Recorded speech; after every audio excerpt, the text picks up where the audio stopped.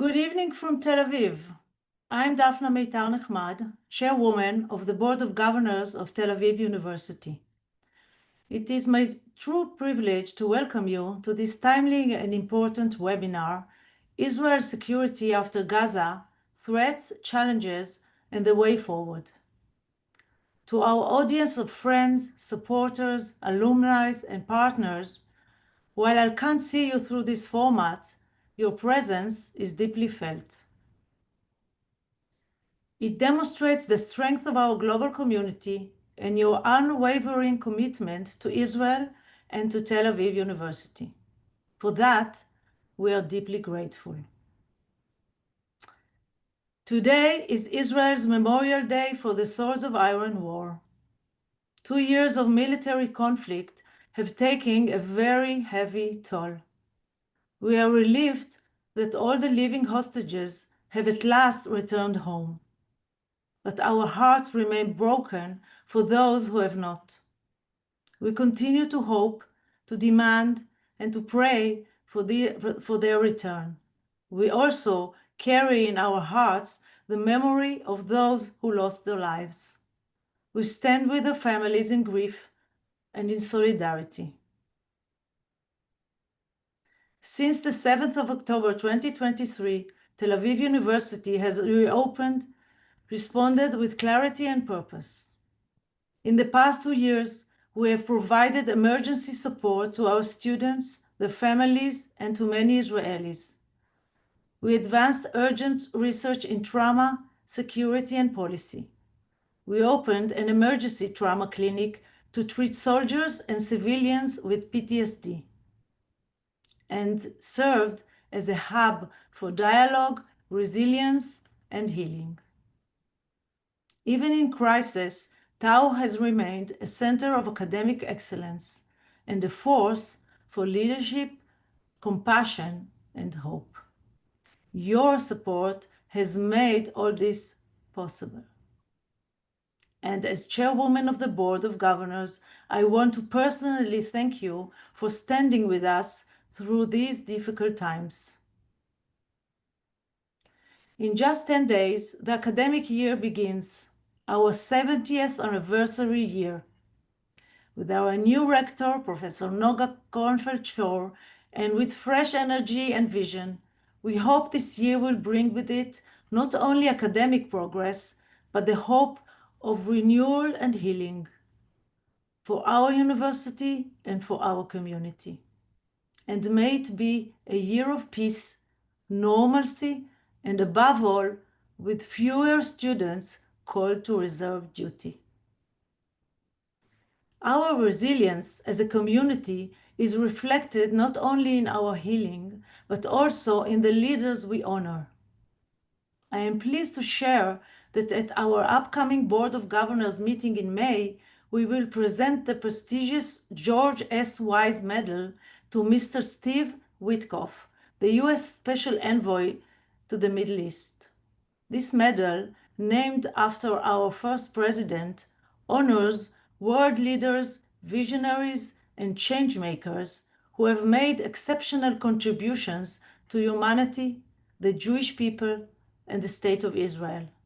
Mr. Witkoff's leadership, his vital role in peace negotiation, and his unwavering dedication to the hostages and their families are a source of pride and inspiration for us all. Thank you once again for being here with us today.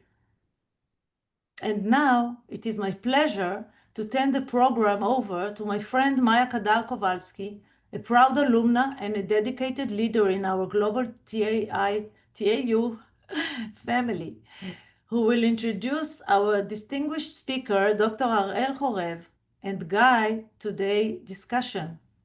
Thank you. Thank you, Daphna.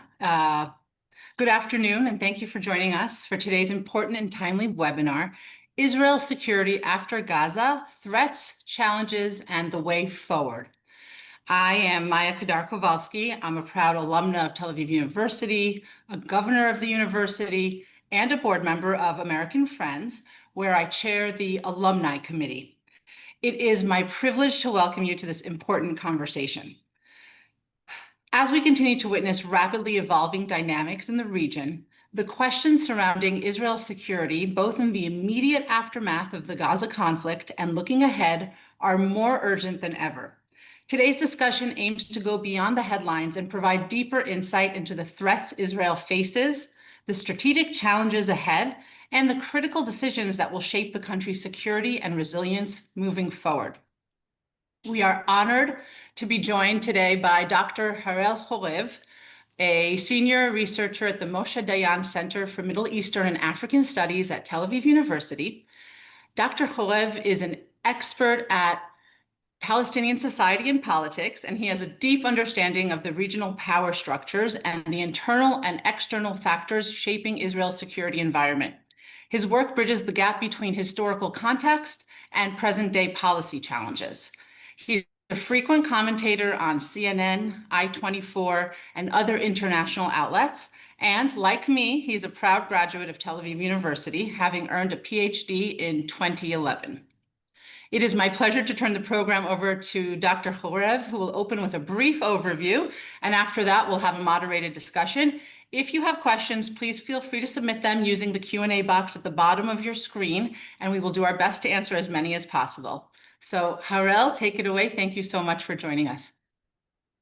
Thank you for having me. Thank you, Daphna. Thank you, Maya. Very happy to be here in a very timely occasion, right after this amazing, wonderful release of our hostages. I'm optimistic more than I've ever been. Sorry to begin with an optimistic word. No, But it's okay. after 2 years of really hard times, when I must say that even let me say a personal word here, even my own job or duty as I saw it was not to, just to interpret things, not to just make comments on things, but also to encourage people. Because pessimism was all over the place, very often in a way that I thought that was unjustified, by people who were not the one to make such observations and to be pessimistic. And I always thought, we don't have the privilege, quote unquote, to behave this way, as our soldiers are in the front, as so many families are worried about their kids up in the front. And I could see, maybe it's my perspective as a historian, the wider picture, and I saw the achievements that we have reached alongside very hard things that we went through. Nobody's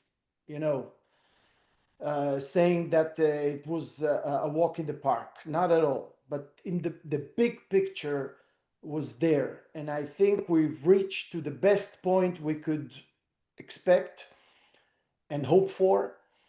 And this point basically channels the two goals of this war. One are the hostages that, thank God, all at home. Besides, of course, some of our losses, and I hope that we will see them soon. Unfortunately, I must say that we should be also prepared for the very unfortunate scenario of waiting for some that we don't know when they will return, and we need to be prepared for that, unfortunately.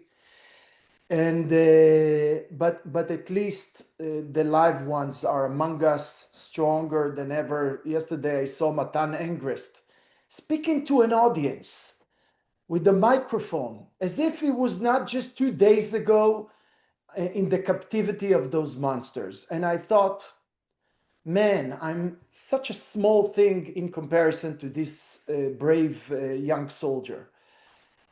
So I'm very optimistic regarding this, and in the future we still need to deal with the goal of defeating Hamas completely, making sure Hamas won't stay in the Gaza Strip as the ruling force, as a military force, as a terror army.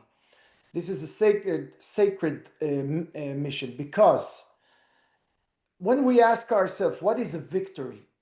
Okay, many, laughed, challenged this objective, but actually the answer is very simple. The goal is to make sure that, one, Hamas won't be able to threat our Zionist project in the envelope in southern Israel in general. And second, to make sure that a new administration, government, rule, authority, whatever you want to call it, will be established there. And in order to make this thing happen, Hamas cannot stay de facto or de jure. It just cannot stay as a force with the weapons and so on.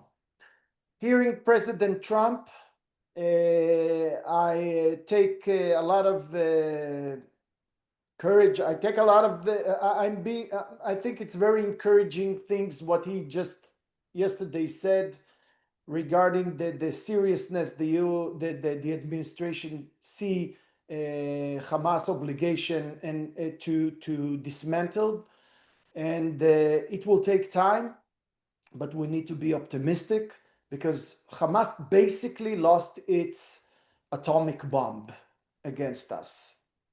Okay, this is exactly the I would say the center of the issue here. So yes, everybody are hoping that it will happen in a peaceful way, and but we need to prepare for, to accept for the best, but to prepare for the worst. And the worst would be different this time, because the hostages are not there. I can say a few words about what is going on at the moment, but maybe Maya, would you like to begin with the questions? And Yeah, I think I will. So you basically just talked to us about the military sort of optimism that you have, I think. But you can, of course, talk more if you need to. When you say that they lost the atomic bomb, are you saying that they lost the hostages that are, that they were using as leverage? Did I understand you correctly there? Yeah. absolutely. So what about our challenges, though, diplomatically and socially? In other words, how do we get more people sort of back on the side of Israel? Because I think that, over the last 2 years, there's been a lot of questions around, who the world is siding with. So I want to hear a little bit about that. Yeah, the Hasbara front. Well, I think Israel, one of Israel's greatest mistake, and mistake, it's a very small word in comparison to what I believe it is. Basically, Israeli fought without an air force, quote unquote, in that sense of informing the people and giving its own narrative. I'm pretty sure that many of you, particularly people who live outside of Israel, are so frustrated of this. And I must say, the writing was on the wall for many years. Personally, I was involved among the American Jewish leadership here in America 5 years ago, 4 years ago, to prepare to this day, okay, to October 8th. And I must say it was very disappointing at the end of the day, for various reasons, that it's not the right time and place to engage, but to address. But that's really a microcosmos. What is going on among the communities, the Jewish communities in America, is a microcosmos to the behavior of Israel, which didn't prepare for this time. However, I think Trump's administration is doing a lot in order because it's just much more effective than anything that Netanyahu will say or the Israeli government will say or do. Doing a lot in order to improve this thing and to give our perspective. I already got so many reactions from people who were quite critical to us, friends, ex-friends, who said, you know what, I'm so happy that your hostages have come back. Hopefully now everything will come together. I'm starting to review my opinions regarding what happened and so on and so forth. You see all kinds, if you look online, you see all kinds of TikTokers, and I'm talking about major ones, who are saying, you know what, I'm starting to think about the whole thing all over again, and I think I moved closer to Israel. You have several examples. Maybe it's the effect of popular media, which is, one cannot. Once I had, I'll give you a story in this regard. I was talking a lot briefing a lot the one of, let's say, East Asia ambassadors while I was in Israel. And he told me, you know what? Uh, I never knew or understood your story until I watched Schindler's List. And he said that really shaked me up. So at the end of the day, mass media, movies, TV series like the one that is now produced by Paramount about the October 7, their effect is much bigger and immense in regard to anything that we will do in this regard. And I hope more and more initiatives like this will take place, because this really can change our position. We Yeah, I mean, want it's true because I was thinking what I grew up on is a lot of that, and I think that was very big in the media, especially in America, in the 90s and 2000s, let's say. But I actually just want to push you a little bit on that, because I do think that there's been a lot of stuff now that's been produced recently that the younger generation has been exposed to that is more. In other words, it does sort of make this parallel between, the underdog, and hasn't always presented Israel, in the way that we see it. In other words, it's a little bit also about, and I wanted to go into this in a second, so maybe you can work it in. I know you've written a lot about social media, and you've said in the past that it really contributed to like the lone wolf attacks against Israel, et cetera. How does it all tie in? All the social media, all the ways that people are newly engaging in media. How does that, how can we be better at playing that game, I guess? this is exactly what I was here for, this occasion that I've mentioned 4 or 5 years ago, to build something that will be able to deal with social media, particularly in America, anti-Semitism and so on. And I think this is exactly what Israel should do, by this digital army that will deal with social media. Social media effect is not something which is, just for Israel. All polarization that we all know so very well, whether you are in France, Britain, America, Canada, this polarization, Israel just fall between the chairs here, and unfortunately usually as the bad side, because everything is connected according to all kinds of theories. Just to mention two of them: intersectionalism, if you know this term, that bad is connected to bad, which is connected to bad. You cannot be pro green and pro LGBTQ and to be Zionist. It's impossible. If you belong to the bad side, you will stay at the bad side.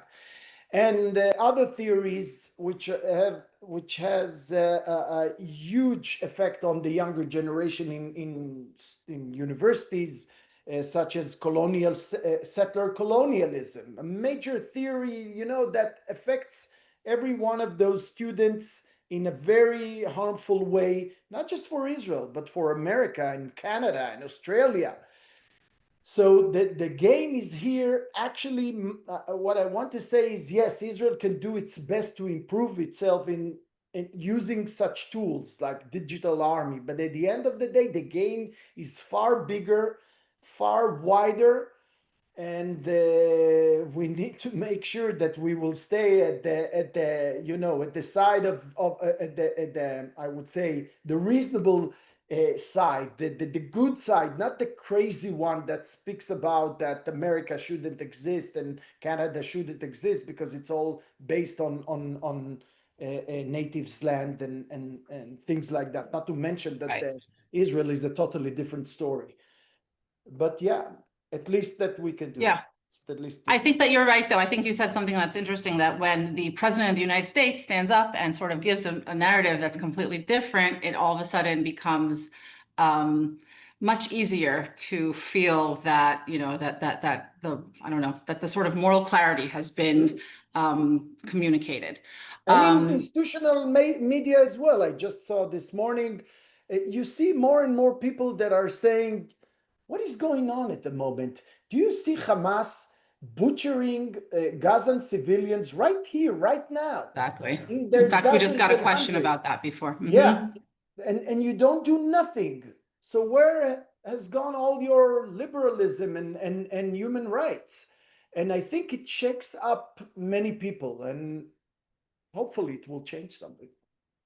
So let's get back. I just want to now talk for a second about the diplomatic relations. So when Trump sort of made this speech in front of everybody, he also, I noticed that, you know, he had to give a lot of positive attention and positive praise to, you know, countries that have also been on the other side of, like, for instance, Qatar is now in a situation where on one hand they're being praised for being such great helpers within this, you know, peace deal, and yet we know that a lot of the funding and all of the, I don't know, the negative press sometimes starts from their funding, you know, American institutions and universities, et cetera. Can you say anything about that? Can you clarify a little bit of that for us?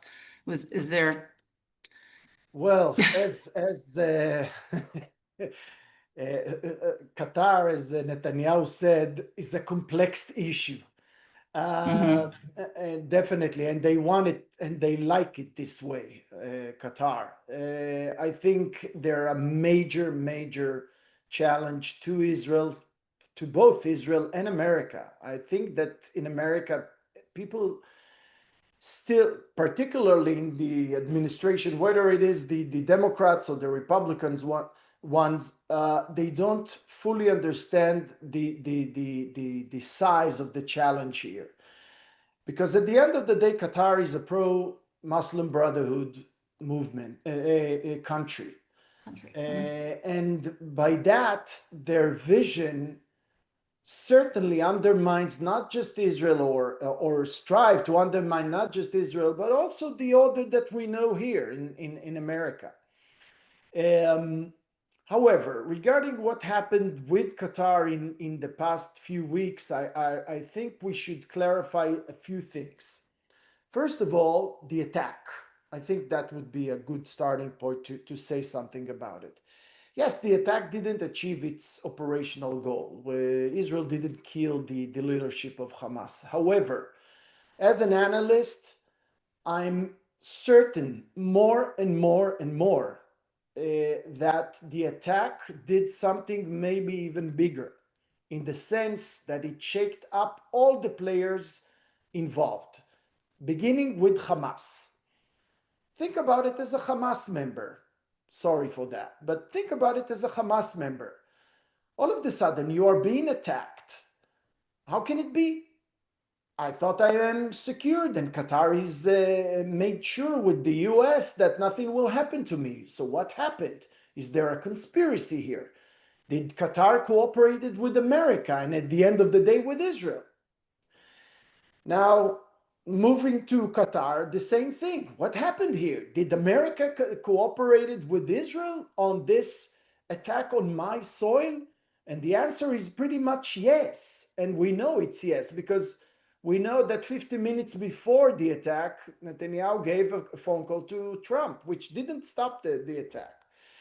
And America as well. And I mean, the US as well, following the attack, said, okay, maybe we're losing control over the things and what is going on here. This needs to stop, to be stopped. And we need to bring it into this point where we can close the deal, while all the actors understand that the buck stops here and we cannot go further because everything might deteriorate. And by the way, that is pretty much also the feeling of most of the Gulf countries, including some of our friends, the United Arab Emirates, Saudi Arabia. Their problem with Israel in this sense was that Israel became crazy. and attacking, in a way which is unexpected, and therefore maybe tomorrow they'll decide to attack us. It sounds strange to an Israeli or maybe to American one as well, but for them it was a possibility, because there's always this little demon sitting on the shoulder, this little demon that they knew from their early days, okay, when they thought that Israel is their enemy, before the Abraham Accords and all. And so this demon might jump again and say, you know what, but maybe Israel is again an enemy. So all this destabilization of the scene pushed everyone to the deal.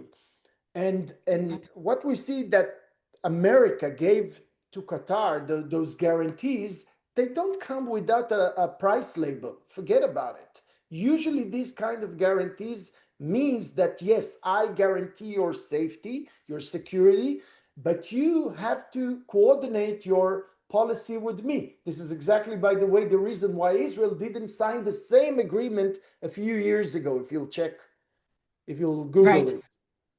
Do you mind if we move on now? I'm going to focus you again back to Gaza itself and what's happening there and what's the plan now? What will we do to make sure that, I see some questions that came in. So one person wrote, I'm not optimistic that Hamas will disarm. I read that Hamas is killing those that they think helped Israel. Do you really think they'll disarm? Who's going to replace them? I think it's a great question. So why don't we hear a little bit about what the plan is there? Okay, so maybe a word about what is going on at the moment, because it is some sort of a foundation stone to this discussion. So what is going on at the moment is that Hamas is fighting against clans in the Gaza Strip. Now, those clans are not necessarily clans that cooperated with Israel. Most of them did not. Most of them are families that have a long standing feuds with the Hamas, such as the Durmush clan,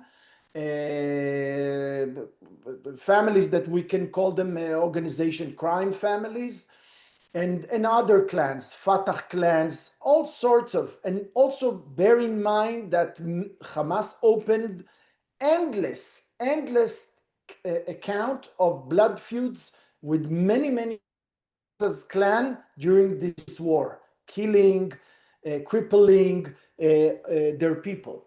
And while we're talking, new militias, clannish militias are being formed.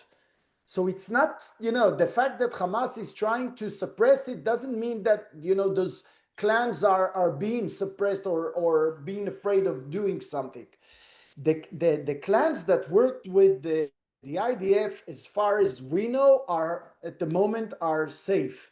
And if I would make an educated guess that if they will be attacked by Hamas, Israel will retaliate. We already killed today 5 Hamas members. 2 days ago, another 5. It's not that Israel will hesitate to kill Hamas members if they will do such thing. So this is the situation at the moment, okay? Those clans are not mercenaries of Israel. This is a common mistake, so it's important for me to make this clear. They were robbing aids during the war and so on and so forth. So many accounts are open there. Regarding Hamas, I perfectly agree with the one who asked this question or make this remark. Hamas won't give its weapon, willingly. Forget about it. It will happen probably by force. But what we're saying, and this is what we're projecting Israel and America these days, is, we'll give it the time. The mediators are asking for time, saying, leave it to us. We will do our best. Leave it to us for a while, and we'll try to resolve it. Frankly, I don't believe it will be possible. And at the end of the day, the mediators will come with a plan that basically combines Hamas forces into the new regime that will be formed there. Israel will say no No. Hamas is already, by the way, demanding that 10,000 policemen, soldiers, whatever you want to call them, of this new regime that will be formed, or this new authority will be formed, will be his people.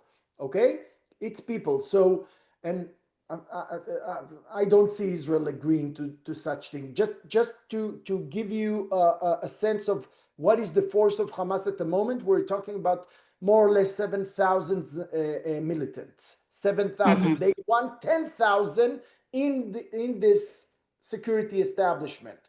So at the end of the day, I think it will come to a clash, but at least we will be able to act without hostages as policy insurances, as So insurance talk to us a little, policies. yeah.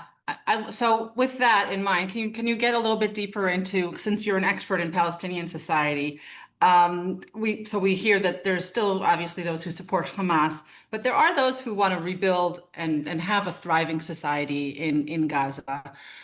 How, tell us a little bit about that relationship. How is it possible for them to succeed? Only on the, I will put it this way, only on the bayonets of a greater force than Hamas. Otherwise, by themselves, they won't be able to do this. And yes, there are people like this. And I know personally some of them. One of them is a researcher at the moment at the Washington Institute, Khaled. He speaks exactly the language that you've just articulated. But they're not too many of those. Okay, so we need patience, and it will take years, guys. It will take years, and we need to be patient, not to be impressed by anything that happens here and now. Those blood feuds and whatever is going on at the moment. It's not interesting in the long run. In the long run, it's really about what Israel will be able to do and enforce with the backing, of course, of the US administration, the US government. And in that sense, it will take a long time. As you ask me about this, maybe it's the time to mention the fact that I've composed alongside with three other academic from other universities the post-war report that it's a very serious report. We gave it to the Israeli government a year and a half ago. The American administration, Jared Kushner, got it personally, Dermer and others. And we actually recognize some of the main issues in Trump's 20 points, such as de-radicalization and demilitarization. And even in this report, we acknowledge the fact that we need to be patient. However, we have a very short slot of opportunity to do that. We're not in that slot yet because Hamas is still there. But once it will be out, okay, or at least, we'll get into this critical mass of destruction of Hamas or removal of Hamas, we will have a very short slot to make it succeed. Because experience from other cases, whether in World War II, post-World War II, and other cases, Iraq, Afghanistan, tells us that we need to act very fast and to create a very particular kind of administration that takes certain elements of continuity. Yes, continuity. For example, we won't denounce Islam. We won't reject Islam as a basis of the new administration, the authority in Gaza. No, vice versa. We will embrace it, but not the jihadi Islam, Right. the Islam of the Arab Emirates and Saudi Arabia. But what's the probability though of the group that now will run Gaza reemerging as just Hamas but with a different name? You know, is that a possibility? In other words, you also, I want to understand, like, how do you also, okay, and this is a different question, but how do you know when that right moment is also to make that change? Because it sounds like there's still a majority of you know of strength almost of that group and its influence. So Yeah, take that this for is a yeah, it's a great question indeed. It's a great question indeed when the right time comes, and if we want to recognize it, we might make a major mistake. Um, that basically it needs to we need to recognize the point when a critical mass of what was Hamas is not there anymore in military force, in presence on the ground, in tunnels that are being destroyed. The tunnels are extremely important. I can speak only about the tunnels for a whole day, but they are. Okay, well, actually, not for a whole day, but give us a minute on the tunnels if you don't mind. I'm actually curious to hear what, you know, what. Yeah, well, the tunnels are basically the game changer of the Gaza Strip. This is what makes it so different than the West Bank or even Lebanon, despite of the fact that in Lebanon you Mhm. have tunnels, but not in the extent of 750 kilometers of tunnels. Yes, a large percentage of this, of these 100 kilometers is destroyed, but have no mistake, they are working all the time to recover it. Okay, and when they lost the cement, okay, and Mm. they started to build the walls of the tunnels, with what? With rice sacks and flour sacks of supplied to them You mean by the. humanitarian aid? Yeah, and this is why we moved to kilos, Mhm. and not to sacks, because sacks can be filled up with Mm. sand, and then to build a wall, and to replace the cement that they lost. So So, what and I'm they're curious working though on. is that, yeah, okay, I Mhm. understand that the tunnels are very important, but are they still going to be a threat going forward? Is there anything to be done? You know, is there anything being done to, I don't know, eradicate them in some way or change them or, you know, change that, I don't know, leverage that they give? Unfortunately, only a presence of a force on ground will be able, and obviously good intelligence will only these two elements, these components, can make it success. Otherwise, we will fail. And boots on the ground, it doesn't mean Israel. I don't mean by that as Israel. I mean even a Palestinian force with a clear interest that these tunnels will not exist.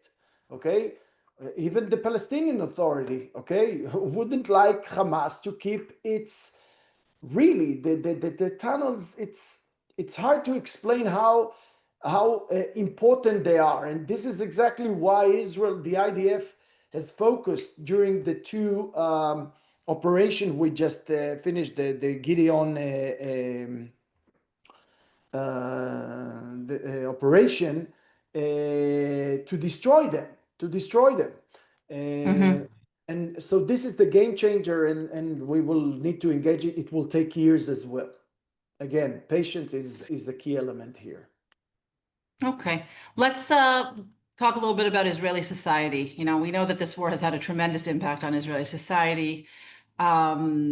Both, I think, the whole idea of having had, you know, hostages, and thank God that the uh, living ones have been returned.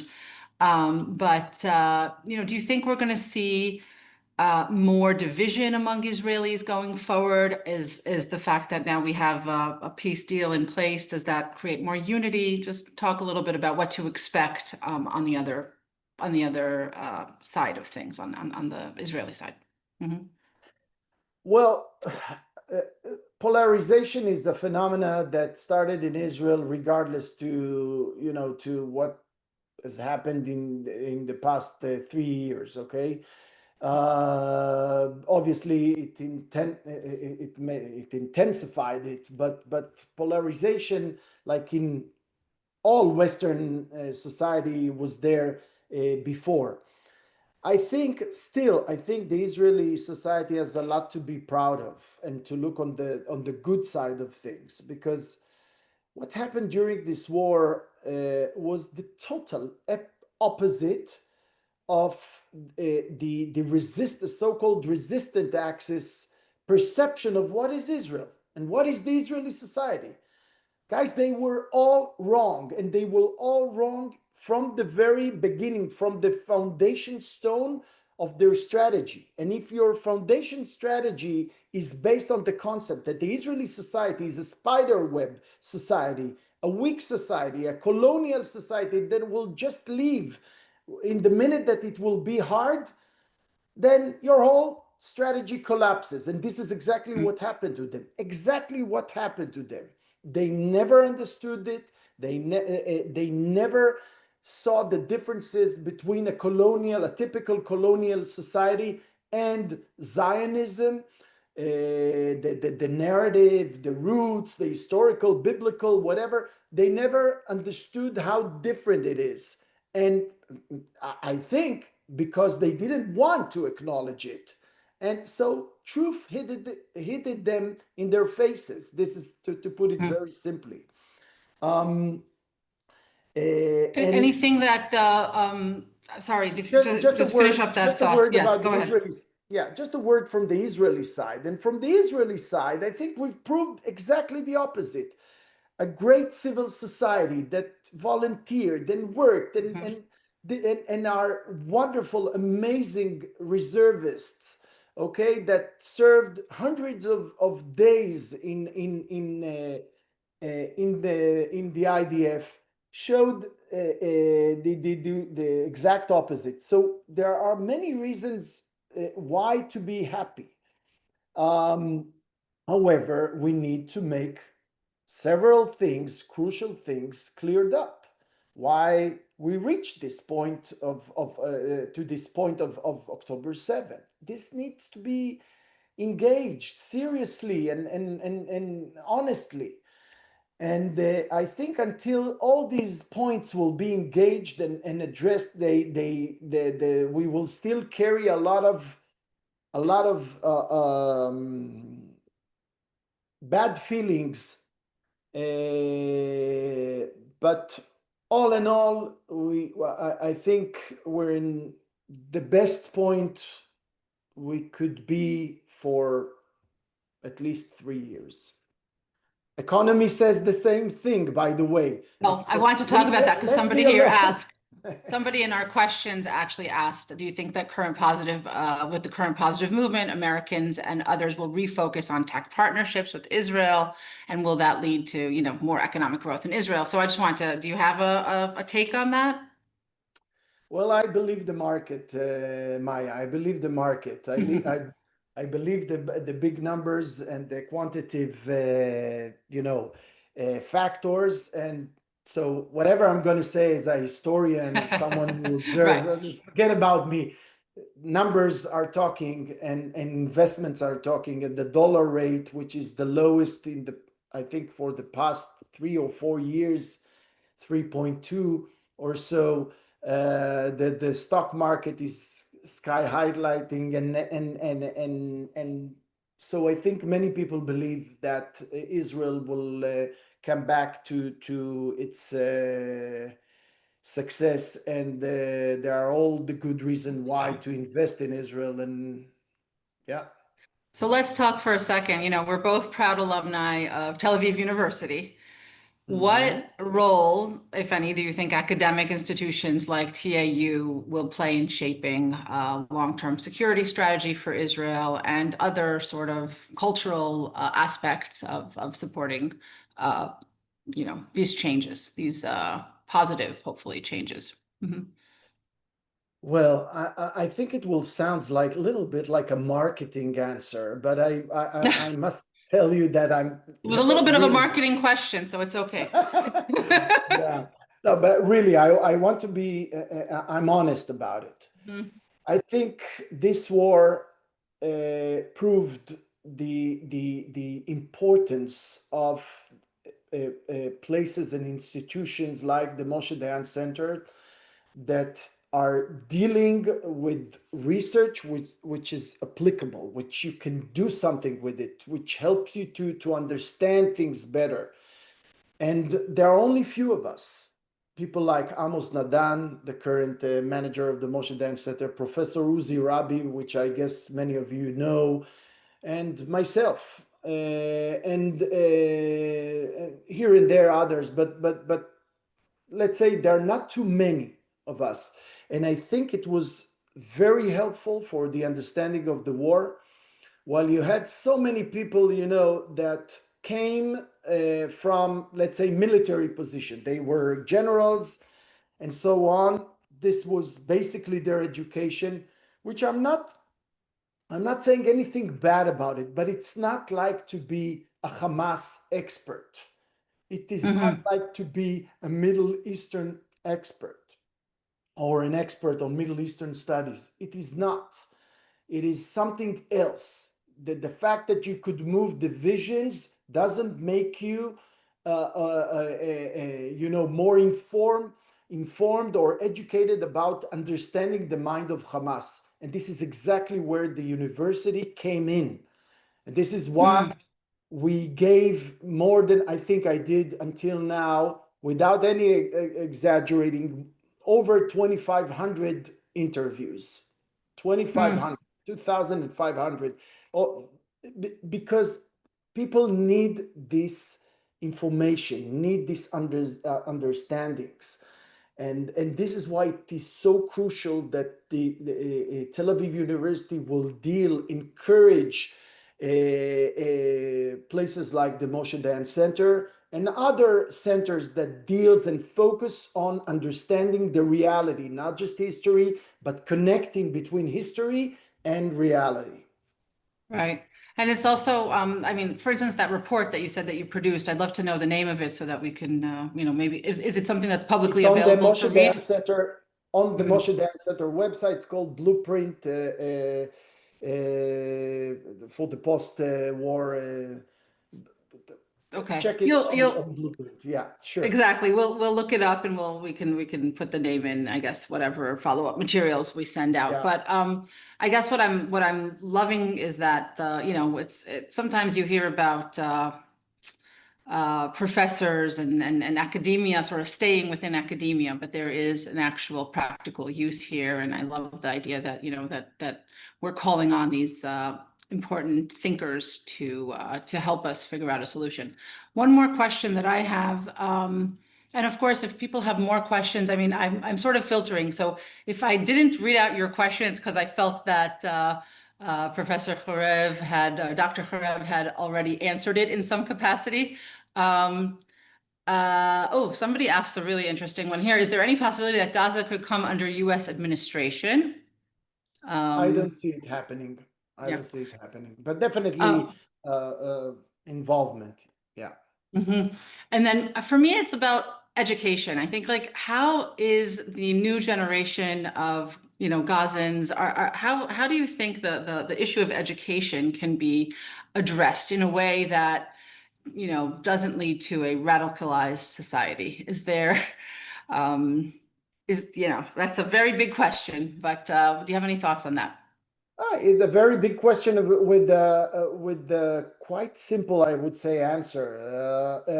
And we obviously addressed it in our report, which, by the way, I just sent the link to Kelly so she can give it to anyone who wants to see the report. It's quite a long one, but a serious one. Also, a brief there, of course. Deradicalization is essential. Anyone who is saying we can skip that and you cannot, I heard some of my colleagues saying you cannot program the minds of the Gazan. We're not talking about programming minds of anyone. And I think, you know what, to be even frank about it, I think it's almost a racist argument to say this, that you cannot teach someone, as you can teach someone to jihad, you can teach someone to a moderate content. And we need to remember the Gazans observed for the past 17 years, 18 years, only jihad through their education system. Jihad, jihad, jihad. Kill the Jews, kill the Israelis, blunt anti-Semitism, and so on and so forth. So what we need to impose on Gaza, yes, impose by the countries that will run the administration, by the authority that will run this administration, is the curriculum of countries such as the United Arab Emirates or even Saudi Arabia. Both of them underwent a successful de-radicalization for themselves, taking out Islamic radical content and implementing a peaceful one. Still Islamic, this is what I've emphasized before, Right. Islamic moderate content, but not a jihadi one. It will take years. You know, you need to And strong leadership, wash. I assume, right? Strong Yeah, leadership is of part of that. course. Of course, you need to wash their minds in the good way. I mean, from all the ideas that, you know, Christians are monkeys and Jews are hogs and whatever. I mean, we've seen a lot of it on social media. It's quite scary, I have to say. But of course, just anything that's not that is already better. Of course, of course. Let's end on, first of all, I see somebody wrote in, can we get a copy of the education recommendations article? Yeah, so I think when we give out the link in the follow-up materials, we can have some sort of mention of that, so that you can find it. Sure. Thank you for the question. And then let's just end on this. What keeps you up at night? You know, how do you, when you're thinking about this issue, and I'm sure you're thinking about it often, what are the challenges that, you know, you don't know how to face? Yeah, I would say that, you know, when I came here 2 months ago, all of a sudden I've started to sleep far better than I used to in Israel. Really, really. Okay. But that's okay. Now I'm sleeping again just 5 hours a night, and so it's still there because it's well, you know, when I was worried regarding all sorts of turning points in the war, all kinds of things that happened, the international pressure, things like that, I must say it was very disturbing. But all in all, I think at the moment, really, as I opened this talk, I think really we are in a very optimistic point. It all depends on us. This is what we need to remember. It's not anymore on Hamas. It's not that they can, you know, kill our hostages and use them as bargain chips and to force us not to act in so many places. By the way, even from the operational point of view, okay, we couldn't touch 30% more or less, 25% out of the Gaza Strip before the second deal. So it gives you an idea of how limiting it was for us to work while our hostage is there, let alone all the, you know, the emotional thing and the of course the fact that all of us wanted the hostages back home. Yeah. So So I I guess we think, come back to your optimism that you started with. In other words, it might be that it looks bad, but it's still, maybe we're in a better place than we were on some level. I think definitely Hamas at the moment wants to project an image of success, an image of continuity, an image of we will stay here, we are the day after. But I think when you look at the bigger picture and the fact that we have those anchors, okay, in those 20 points, anchors, real anchors saying, no, Hamas must be demilitarized, de-radicalization, dismantling the tunnels, and removal of Hamas from government. Israel can cling to that, demand that it will be fully met on ground with the US. Right. Okay. Well, I'm going to wrap it up. Thank you so much for your time. I know that in some ways, we covered a lot, and if we could, I would have wanted to even get in deeper in certain points. But it's only an hour. I really appreciate that. I do think that we're all about, looking forward. And I appreciate all of your thoughtful insights. And, Thank you it's a very much, critical Beth. topic. So I'm also going to say thank you to everyone who joined us today. Your engagement and your questions and your ongoing interest means so much, not only to Tel Aviv University, but to the broader mission of supporting Israel's resilience, innovation, and future. What we heard today underscores just how vital it is to invest in knowledge and research and in leadership, especially at this moment in Israel's history. And Tel Aviv University is, of course, at the heart of that mission. As Israel's largest and most diverse research university, TAU is not only educating the next generation of leaders, analysts, policymakers, and scientists, it's actively shaping the strategic thinking that will guide the country forward. And on a personal note, both as an alumna and a governor of the university, I often see firsthand how the support that we receive from our broader community empowers that mission. It strengthens our academic excellence, fuels innovation, and ensures that TAU remains the beacon of leadership, dialogue, and progress that it is. Thank you again for being part of today's conversation. Thank you, Harel, Dr. Chorev, and thank you everybody for standing with Tel Aviv University and with Israel at this critical time. And may we all succeed and see peace going forward. So thanks again, everyone. Thank you very much. Thanks.